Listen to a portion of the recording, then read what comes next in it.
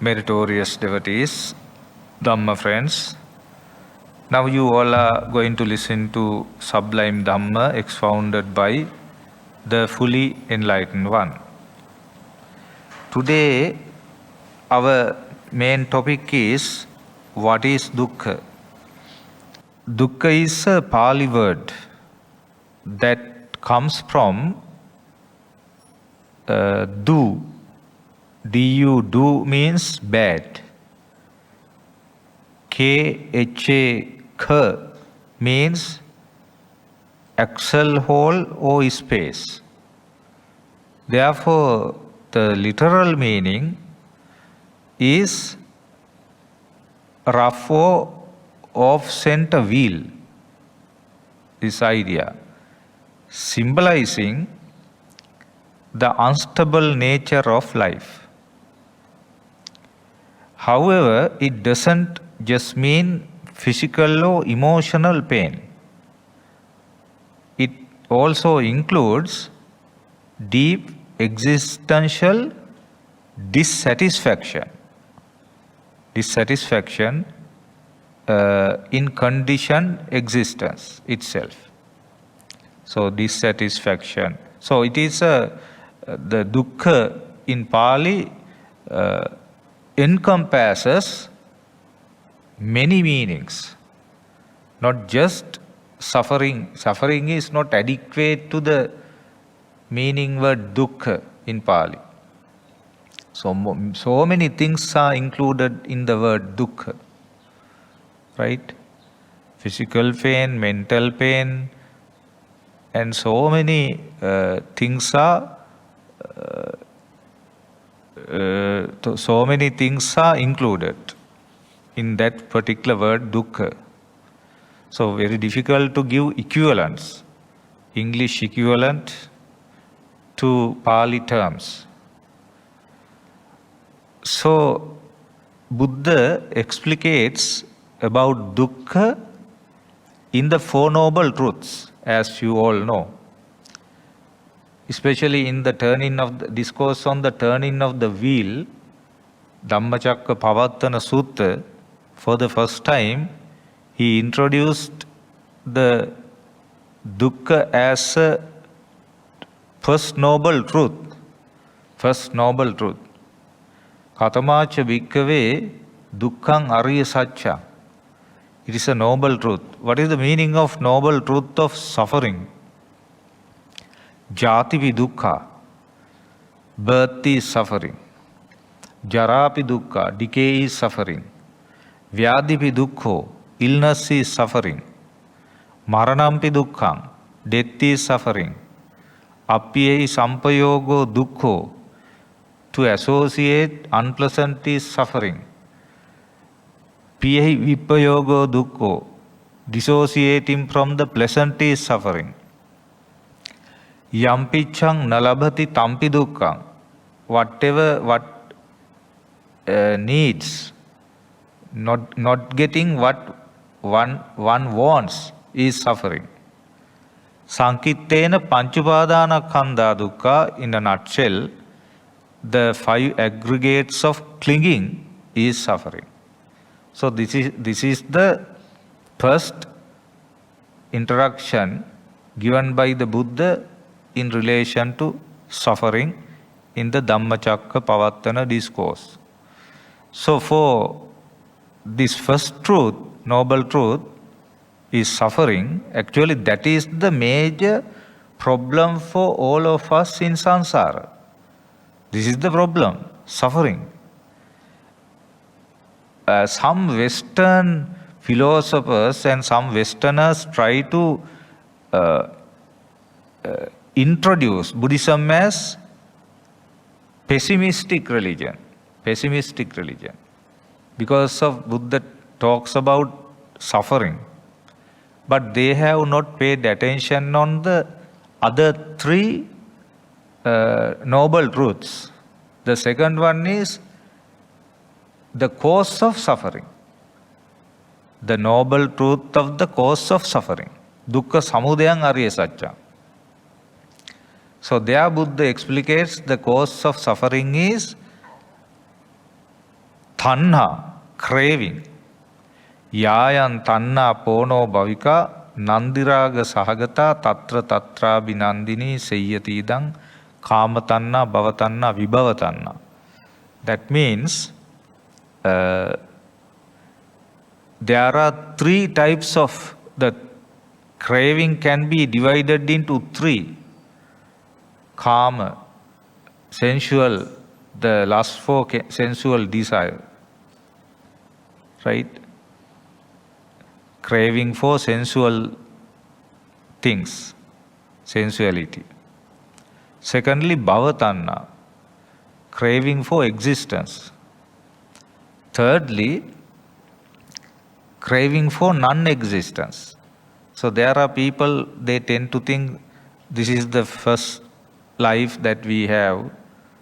We did not have a previous life, or we will not have a future life. What we have to do is to enjoy as much as possible. So that is the idea behind non-existence. So there are people like that. So that is also kind of craving. So kamatanna, bhavatanna, vibhavatanna. So that is the cause of suffering. Right? Then thirdly, we have cessation of suffering. How can we end this suffering? That is what is called nibbana, end of suffering. Katamacha bhikkave dukkha nirodhang ariya saccang. Then yo tassayeva tanhaya asesa viraga nirodho chago patinissaggo mutti analayo. So the craving you have to, without any you have to destroy the entire gamut of craving by what is called tanhaya asesa viraga nirodho, without having anything in tanha. Chaga, just charity. Patinissagga, throwing away. Mutti, free. Analayo, no attachment.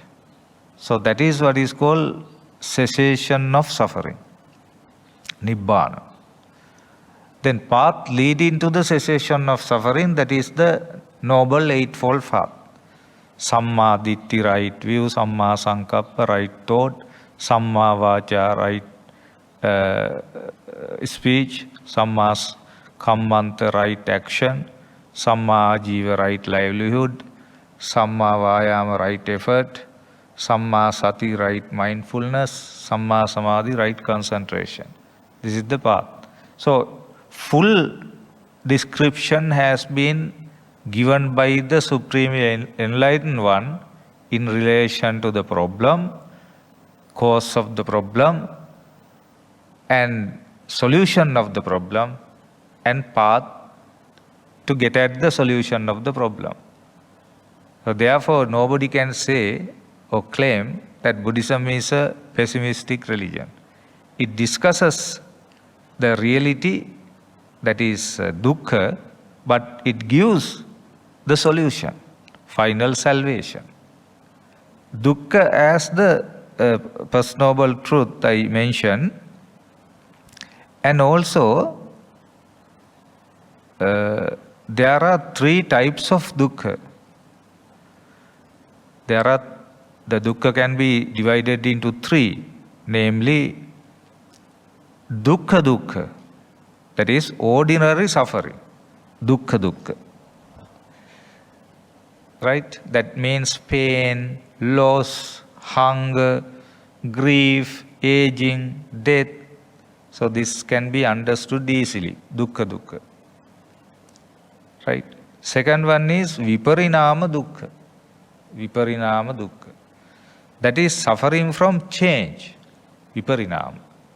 Viparinama in Pali means change. So viparinama dukkha. Now, for example, pleasure that fades, youth, wealth, relationships, success, so they changes. So therefore we have to undergo suffering due to that. The stress of losing whatever you enjoy. So that is what is called viparinama dukkha. That you can understand. Third one is sankhara dukkha. Sankhara dukkha. Sankhara dukkha means suffering from conditioned existence. Suffering from conditioned existence. Now, that is a most subtle form. Even when nothing seems wrong, there is an underlying unsatisfactory from being in an impermanent, dependently arisen world. For example, 5 aggregates of clinging. Due to that, we have to suffer sankhara. Whatever originated from cause and effect, whenever they changes, we have to undergo suffering. So especially under this category, we have to talk about form, feeling, perception, mental formations, consciousness, sankhara. So 5 aggregates of clinging are dukkha according to Buddha, found in Samyutta Nikaya. So what is the reason for existing dukkha in the world? What is the reason? That is due to paticca samuppada.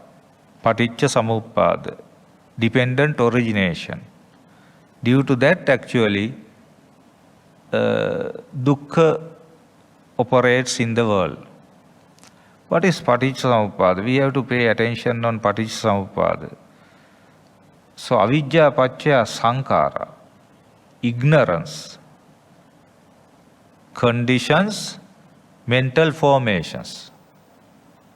So, actually there is no first place of paticca samuppada, I mean avidya, sankhara, like that. But for the easiness, complacency, we take avidya as the first step. Now, how a being comes into the world due to paticca samuppada, I mean, how he lives, he or she lives due to paticca samuppada process, right? Due to avidya. Now, always it is mentioned, we are rotating, roaming in the samsara due to avidya, ignorance. Then I, as a young bhikkhu, I got a question. Avidya is a certain factor. It has no life. Avidya. Avidya means unknowing of reality. It is called avidya. So how avidya can give a life to a being? How can avidya, that particular factor, can give a life to a being? Now, due to avidya, we are going in the samsara. Do you understand my point? Avidya paccaya sankhara. Now, our rotating in the samsara, the first place comes from avidya. Unknowing of or not knowing of Four Noble Truths. It is called avidya. Not knowing of Four Noble Truths help us to go in the sansaric life. Now, suppose we are thinking of a new being to come into being. new animal or being to comes into the world, the first originating place is avidya. So how avidya, this inanimate factor, can give rise to a animate thing, being? What is your opinion regarding that? Right? It is a phenomenon. Yeah, actually that is a phenomenon. How this phenomenon, now father, mother, they can give rise to a baby. Now here, avidya is the major factor to, being to come into being. Whenever we talk about samsaric journey, first thing come into operational, first is avidya, ignorance. Actually, I was thinking regarding this one for a longer period of time. Finally, I understood this is the thing we have to think in this line. Already, being is there. Being has come into the world. There is no end. According to Buddha's teaching, you cannot, no end, no, we cannot find a beginning. No beginning for the samsaric life. Even Buddha cannot find a beginning.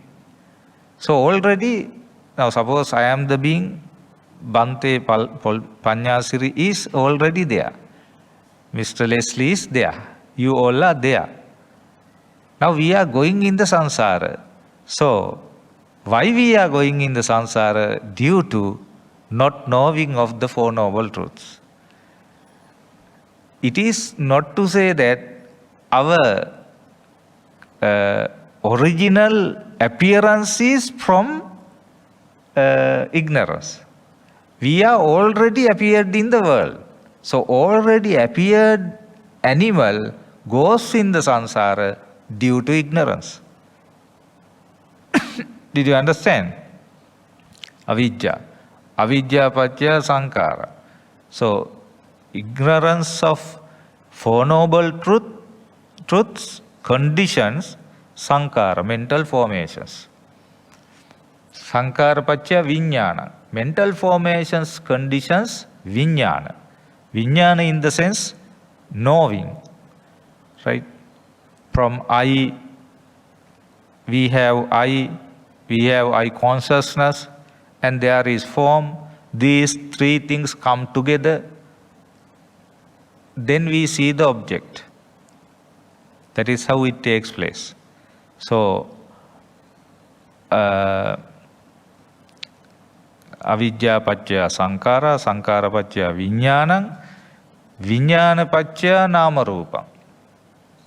So nama rupa has been differently interpreted in what is called some schools of Buddhism, but real interpretation is found in discourses like Samma Ditti discourse of middle and discourses, first section, and Vibhanga discourse in Sanyutta Nikaya, second section. In these discourses, we find what is Nama and what is Rupa properly. But in other places, elsewhere, it has been interpreted Rupa, Vedana, Sanya, Sankara, Vijnana, these five aggregates are divided into two. They say this is Nama and Rupa. They say Nama means Vedana, Sanya, Sankara, Vijnana means Nama. Rupa means Rupa. Now that is not the proper interpretation given by the Buddha in discourses regarding Nama and Rupa. That is why we cannot understand what is called Paticca Samuppada properly. Because this place, it is wrong. in the traditional interpretation. Then we cannot go beyond that. So when it comes to Nama Rupa, it is a wrong interpretation. But real interpretation can be found in Sammaditthi discourse, you can read yourself, and Vibhanga discourse, you can read yourself, whether what I am telling is correct or wrong. You understand? So therefore, you cannot divide 5 aggregates of clinging into 2 and say this is Nama and this is Rupa. You have to go to real interpretation given by the Buddha in Sammaditthi discourse and all that. In anywhere, in the 18,000 discourses, Buddha has given this explanation. So there Buddha says Nama means Vedana, Sanya, Chetana, Phassa, Manasikara. Feeling, Sanya perception, Chetana volition, Vedana, Sanya, Chetana, Phassa contact, Manasikara attention. These are called Nama. Rupa means elements, as 4 elements, and what is made up of 4 elements? Rupa. Did you understand that point? That point should be very clear when you want to go forward in understanding dependent origination. Because when it comes to Nama Rupa, when we take 5 aggregates of clinging, dividing them into 2, we make a mistake there. So we have to understand Nama is feeling, perception, volition, contact, attention. This is Nama. Rupa means 4 elements. And what is made up of 4 elements? Rupa. This is Nama Rupa. Nama Rupa Paccha Salayatana. Due to, these 4 elements, Nama Rupa, name and form, conditions, 6 faculties. 6 faculties. Right? Eye, ear, nose, tongue, body and mind. So first and foremost, there is ignorance there. Sankara, mental formations come into operation. Then Vijnana, consciousness. Then Nama Rupa. Nama Rupa Paccha Salayatana, then 6 bases. Salayatana Paccha Passo.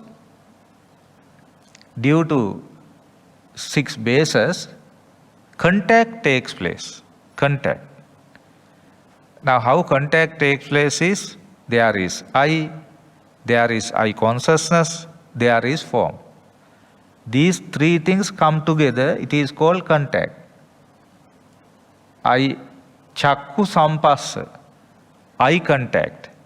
We have ear contact. We have nose contact. We have tongue contact. We have body contact. We have mind contact. Right? So, passa, then contact comes into operationalization. Contact. Now your body contact you can feel easily. Now your backside touch to the chair, you can feel it. But you can't feel, eye is contacting now. You see my picture. So your eye get touch with my sound and my form. It is very trivial thing. It is not cause. That's why we cannot understand that contact. That is a contact. Your eye contact with my form. My eye contacts with your eye, your forms. Right?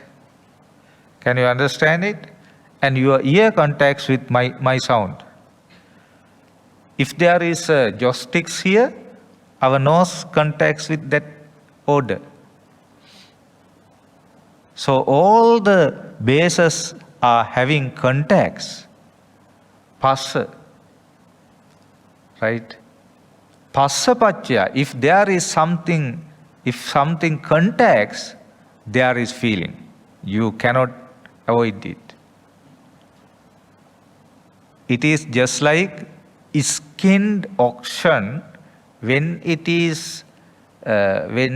jumps into water, the creatures in the water comes and bite it. Skinned oxen. Now you can imagine oxen is not oxen, suppose ox. Ox is skinned. Remove the skin. Now he jumps into the water. Then all the creatures come and bite it. He cannot escape. Then he comes out of the water and goes under a tree. Then the creatures in the tree comes and bite it once again. Then it goes open air. Then flies and all come and eat it. And then it goes to near a house, near a wall. Then those creatures comes down and eat it. Cannot escape. In the same manner, if there is contact, feeling arises. That is what is the problem we have. Always we contact feeling. Passa paccaya vedana. Vedana paccaya tanha. Then the feeling conditions craving. Now we have pleasant feeling, unpleasant feeling, neither pleasant nor pleasant feeling. Then due to this, craving arises. Right? That is how craving arises. Okay? Then, tanha paccaya upadana. Due to craving, clinging comes into being. Clinging. Right? Then, due to clinging, actually there are 4 types of clinging. Kama upadana. Clinging for pleasurable, sensual things. Ditti upadana. Clinging for views. Attavada upadana. Clinging for I, my mind.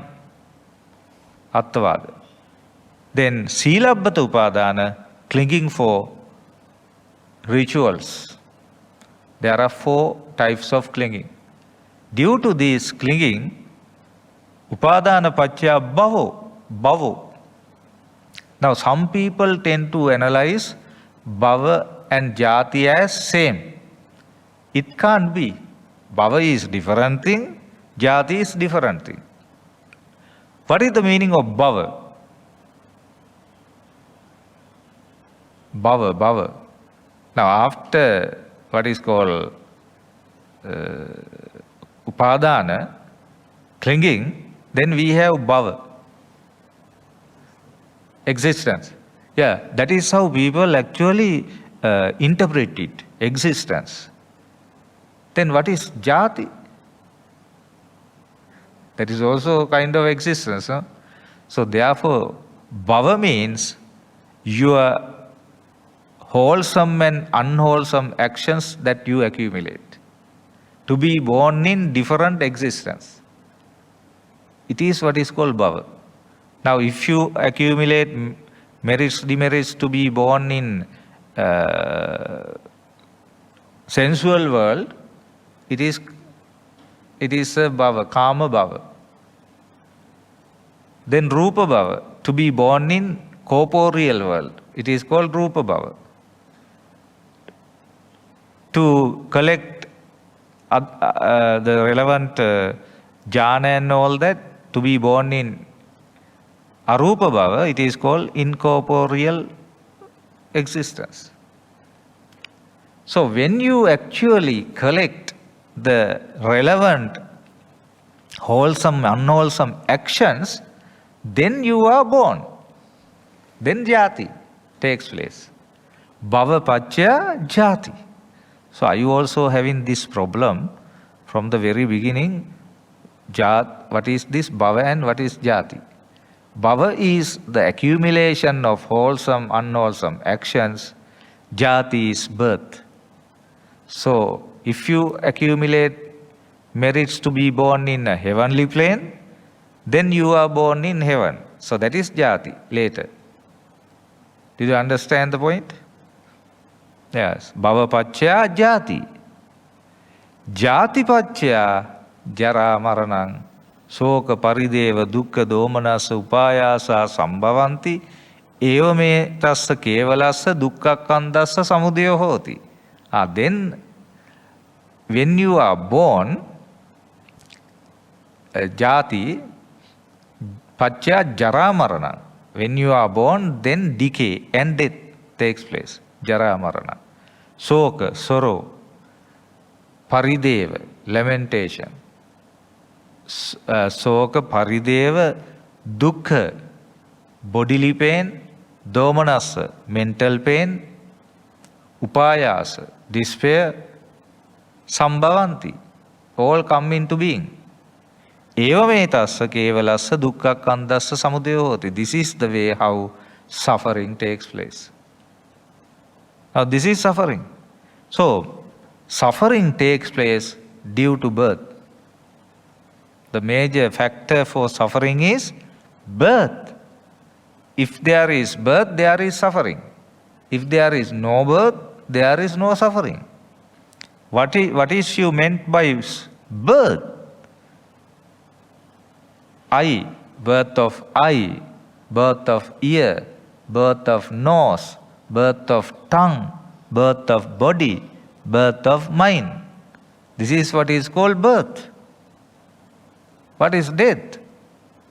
Death is death of eye, ear, nose, tongue and body and mind. So whenever eye is born, there is suffering. Whenever ear is born, there is suffering. Whenever tongue is born, there is suffering. Whenever eye, ear, nose is born, there is suffering. People don't understand suffering arises from these 6 faculties. We take these things as very pleasurable things. But these are the unpleasurable things giving us suffering. Now in the discourses, in Sanyutta Nikaya, Salayatana discourse, Salayatana section, in 6 faculties, Buddha says, eye is suffering, ear is chakkum bhikkave dukkham, sotam bhikkave dukkham, ganam bhikkave dukkham, jiva bhikkave dukkha, kayo bhikkave dukkho, mano bhikkave dukkha. So all these 6 bases are suffering. Now, but we take those things have pleasurable things. The young persons cannot actually understand these things are suffering. Older ones can understand easily. There is a young lady here listening to the Dhamma talk. These days, they like to have a kind of beauty, right? External beauty and all that. When it comes to all the life, you do not want to have that passion and all that. You just want to survive. No vogue, no fashion, no dresses as such. Now you want to survive. But when you were young, I think you can remember how you tried to lead the kind of beautiful life, no? Yes, maintain your body, maintain hair, like that. Now when we see a boy or girl, a small one, infant, we very much like to go and hug him, right? Take him like that. But older one, we want to avoid. Yes.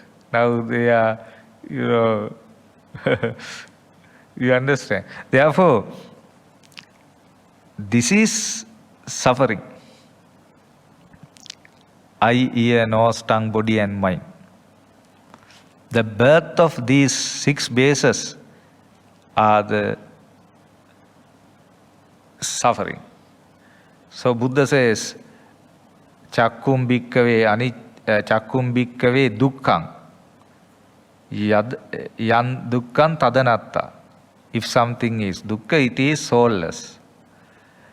Another discourse, Abhinanda discourse, in Sanyutta Nikaya, Buddha mentions what is called,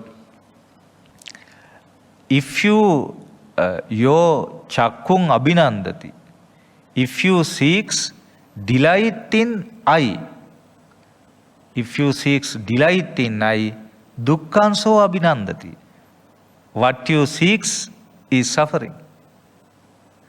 Your dukkhang abhinandati. If you seeks delight in suffering, aparimuttoso dukkhasmati vadami, you cannot escape from suffering. Right? If you seeks delight in eye, delight in ear, delight in nose, delight in tongue, delight in body, delight in mind, you seeks delight in suffering. If you seeks delight in 6 bases, you cannot escape from suffering. If you do not seek delight in I, that means you do not seek delight in suffering. If you don't seek delight in suffering, that means you can escape from suffering. So suffering is there due to these 6 bases. If you understand this, you can escape from suffering. Right? And also Buddha says in another discourse, Chakkum bhikkhave aniccaṃ, Chakkum bhikkhave dukkhaṃ atita nāgataṃ. I is suffering in the past and in the future, in both times. Chakkum bhikkhave dukkhaṃ atita nāgataṃ. In the past and in the future, I is suffering. Kopanavado paccupannassa. What to talk about at present? It is also suffering. Right? Evam passaṃ sutava arya sāvako. Having seen this by what is called sutava arya sāvako, not worldling, but who sees Dhamma,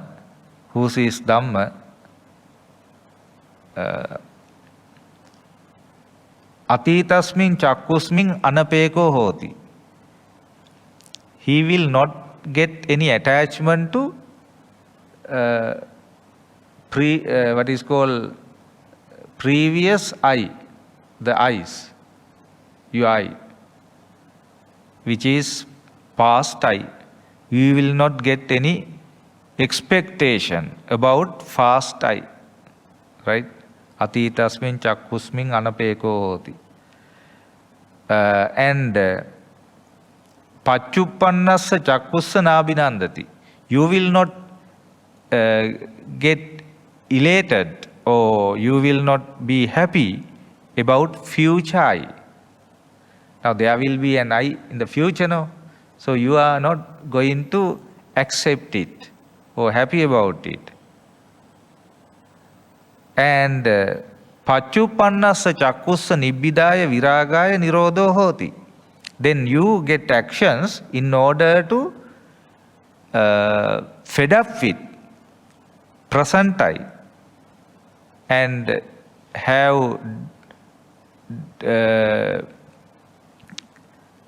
fed up and disenchant with present I and to cease present I. So you work for that. Chakkum bhikkave dukkhaṃ atītā nāgataṃ. So I is suffering in the past and in the future. Chakkum bhikkave dukkhaṃ. Kopanavādo paccuppannass. What to talk about? Present I. Evam passaṃ sutavāriya sāvako. Having seen this one, the wise, noble person, the noble person, what he does is, atītasmiñ cakkusmiñ anapeko hoti. Already gone I, there is a already gone I, he will not have any expectation regarding already gone I. He will not mind about the I already gone. Now we have had I's. Now present I is now there, but yesterday we had a different I. Can you understand it? Physical I. Physical I, it has changed now. One day, all. Yesterday different I, now different I. So we don't have kind of craving regarding the I already gone. And there will be I in the future to come. We don't have any kind of pleasure regarding that. Delight. We don't have delight in the future I. And we take actions in order to fed up with present I, the now I, present I, fed up with, and to detach with the present I, viragaya, and to cease the present I, nirodhaya. So this is in this discourse. Now this is a kind of deeper teaching of the Buddha. If you practice this methodology, this theory is easy to teach, but very difficult to practice. Now, for example, when we talk about we have no expectation regarding the I that we had. That means all the things that we saw, we forget. With the I earlier on. Then we are not going to talk about, you see, I went to America and various beautiful places there like that. We are not going to talk because the I earlier on saw all that. We don't talk about the I, we don't talk about the forms, the consciousness, contact, nothing. Can you understand? And then we are not going to talk about future I. So next we will have a I. Next day, tomorrow, day after tomorrow, next month. Then we may talk about I have a plan to go to somewhere next week. Then there is a future I. You don't consider about that I also. You don't get pleased with that one. Can you understand? Then live in the present. In present, what you are going to do is, you fed up, nibbidaya, and you dissociate, disenchant, and try to make it cessation, cease the present I. Now that is a magnificent methodology, theory to practice in order to do away with suffering. Because suffering originates with these 6 bases. We have to end these 6 bases if you want to get rid of suffering. That is why I mentioned in my previous Dhamma talk in impermanence. So we have to somehow or the other do away with these 6 sense bases, without which we cannot attain Nibbana. So always these 6 bases are actually, they are the ones which give us suffering. Form and all the things. So when there is 6 bases, there is contact. When there is contact, there is feeling. When there is feeling, there is craving. Craving is the cause for suffering. Now can you understand? So therefore we have to understand this fully. And as I mentioned in the following day, we have to have mindfulness with this in order to get rid of this. Now there are some practices. One is being mindful. Secondly, as I mentioned that day in Anguttara Nikaya, it is mentioned contemplation on the 5 remembrances. Those are, I am subject to aging, as mentioned that day. Always these things should be remembered. I am subject to aging, I am subject to illness, I am subject to death, I will be separated from all I love, I am the owner of my actions. These are the 5 factors that always we have to remember. I am subject to aging. Your wife has not come today. What is the reason? So I am subject to aging, first one. When you think always, actually you become humble also. And you tend to help elderly ones. Now suppose this our young girl, this one is thinking always I am going to be aged. Then she tends to help her elderly ones, old ones. Because she always thinking one day I am also going to be aged, therefore I have to support them. One day I also undergo these situations. They can't walk now, I will also maybe can't walk in the future. Then want to attend on them. Now that is a very good thing. Now there are young people, they are proud. They don't care, elderly ones. Why? They don't think in this line. I am subject to aging. If they think, everybody become humble and help elderly ones, help their parents, right? Second one is I am subject to illness. Then this is a very good thing that I mentioned last day. There are illness. We have to always contract some illnesses and all that. Whenever we contract some disease and all that, we can bear it. We have already practiced in our mind. We have already practiced in our mind regarding that. Your friend is coming. Yeah. And also, I am subject to death. When we think that I am subject to death, our kind of pride regarding life, it will go out.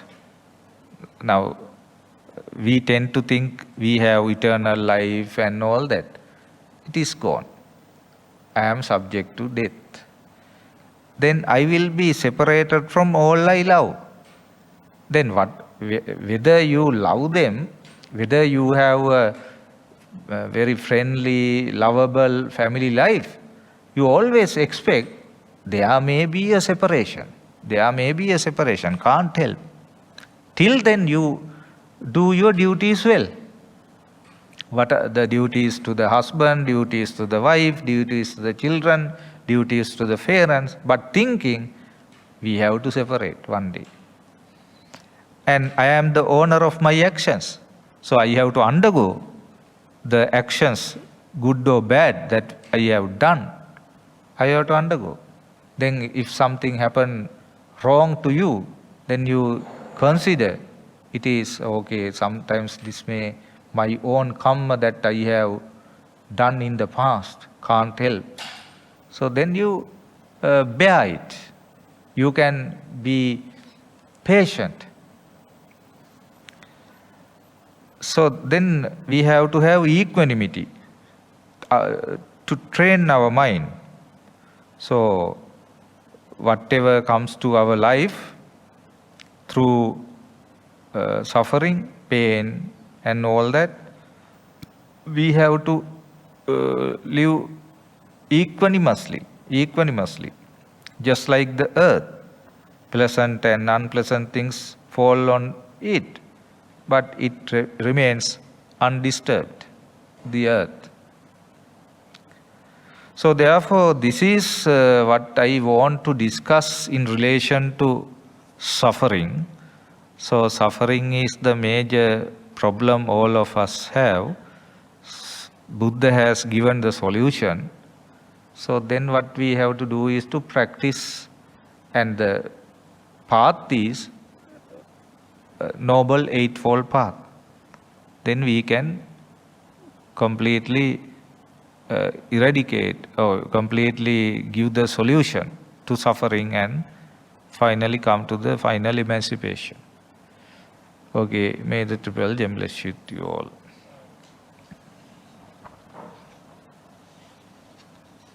Bhante, I think the problem with dukkha is the Buddha says the end of suffering is within this fathom long body. I think the biggest problem is we do not have full attention to the changes of this body, because feeling comes up through the body. Is it correct? The feelings, because whether it is mental or is physical, it comes through the body. So full attention has to be on the whatever occurs in the body, minute to minute, second to second. Is it correct? Please correct. Now that is what is called mindfulness. Mindfulness helps us to comprehend the Dhamma.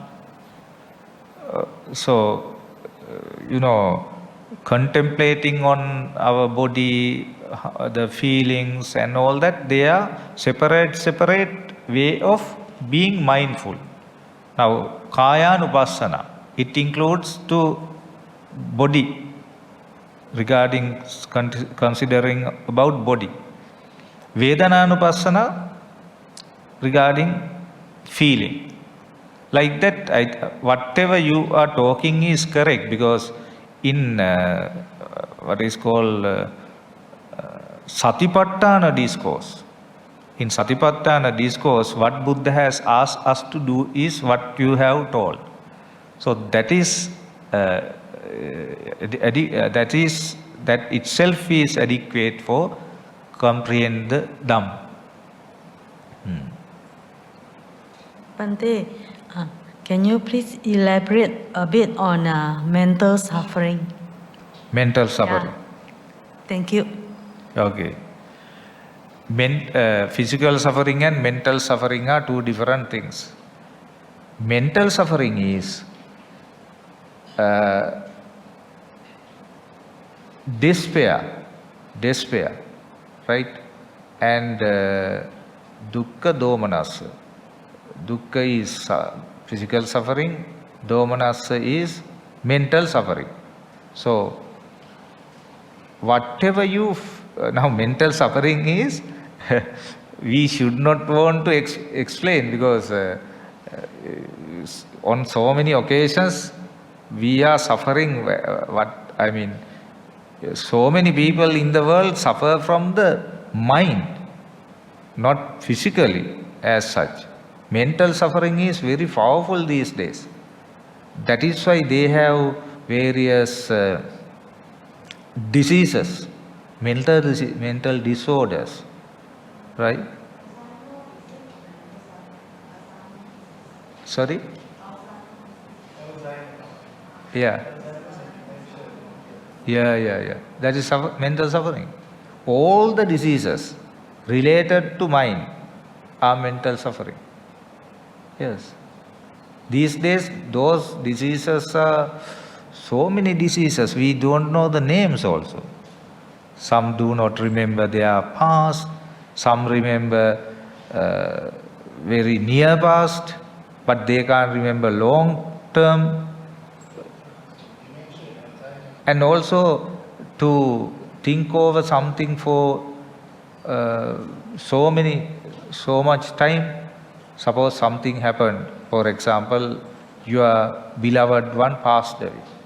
Then you are thinking over about that. Mental suffering. You are lamenting on that, lamenting over.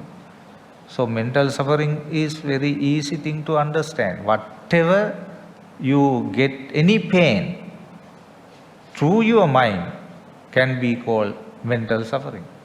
Sometimes physical suffering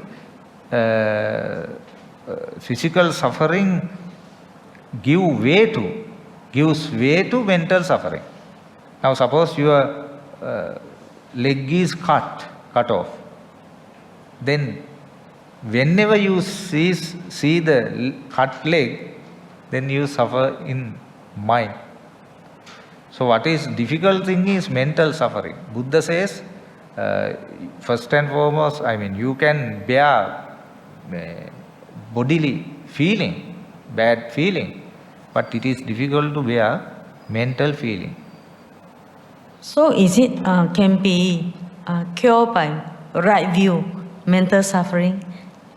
Mental suffering can be cured. Yes, right view. But that is true. But before coming to right view, suppose you have a disease, then you have to get medicine and make your mind balanced. Otherwise you can't understand what is right view. Yeah. So first and foremost, you have to balance your mind by treating. Yeah. Understand? Bhante, just now you're mentioning about Nama Rupa. So normally we define it as a body and mind. Is it the appropriate word? Body and mind. Yeah. That can there are so many occasions various terms are used. You can use whatever necessary. Yeah. Thank you. But you have to see what is the common way of using it. Nama, Rupa. Various writers use various terms, but there are common terms. I don't know what is used in Malaysian writers for Nama and Rupa. I just use name and form. Name and form. Matter. Image. Yeah. It depends on the person's likeness, I think. But the meaning should be there. Now the major thing that you have to understand is, name is the person should introduce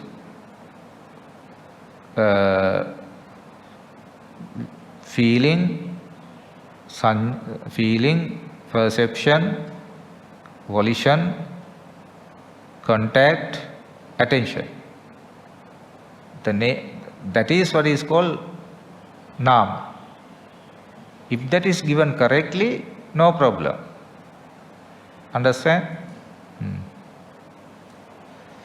there are three types of craving. One is sensual pleasures. Second one is to attach to the existence. Third one is non-existence. So we are in the samsara due to these three, not only one. Sensual pleasures exist. I mean, different people in samsara due to different cravings. Some are due to non-existence, craving of non-existence. Some are due to craving of existence. Some are due to sensual pleasures. Or some are due to all the three sometimes, all together. Here and there. Last two will not come together. But they are different, no? Opposite sides, yes. Yes.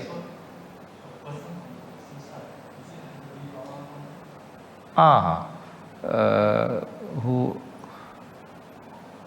No, we cannot say like that. Yeah, it is a different case. Vibhavatanha people are like this. They want to enjoy life. They don't want to commit suicide.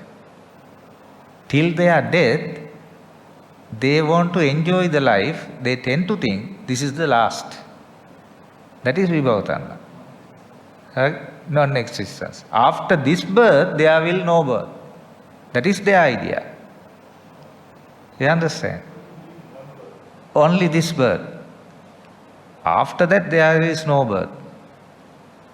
So, we have to enjoy as much as possible within this possible time. That is the idea behind. Now you got it, okay? Okay, thank you very much for your patience hearing today for my Dhamma talk on the great topic, suffering, the noble truth of suffering expounded by the fully enlightened one. So having listened to this Dhamma sermon, you have accumulated a lot of merits, and by delivering, I have also accumulated a lot of merits. Let us transfer these merits to our divine beings, including especially God Virupaksha and God Sakra and other guardian gods, and God Alavaka and other various gods who are protecting us always in this area, who are guarding the temple and all that. And may all of them be happy, pleased, and may all attain Nibbana. Sadhu, sadhu, sadhu. May all the departed relatives may receive these merits, including Venerable late Kirinde Dhammananda Thero and all the departed Dayakas, especially who have taken a lot of pain in building this temple and maintaining this temple. They are the ones, our pioneers, forefathers, ancestors. They have done a yeoman service. That is why we can come to these temples today, stay here without any problem, and disseminate in Dhamma. So we have to remember all that, who have donated these lands, so those who have actually worked hard to build up these temples. May all of them gain merits, and may all of them be happy, and may all of them attain Nibbana. Sadhu, sadhu. And especially I am thankful to Mr. Tilak Leslie, the Secretary to the Sasana Abhivruddhi Vardhana Society, who is doing a great service in disseminating Dhamma, and may himself and his wife and children be, they have a happy, peaceful, good life. Sadhu, sadhu, sadhu. And also may all of you gain these merits, and may you have a healthy, wealthy, good life, and may all of you able to collect more and more merits and comprehend the Dhamma within a very short period of time. Sadhu, sadhu, sadhu. Akasatta ca Bhummatta Devanaga Mahiddhika පුඤ්ඤන්තං අනුමෝදිත්වා චිරන් රක්ඛන්තු බුද්ධ ශාසනං ආකාසට්ඨා ච බුම්මට්ඨා දේවානා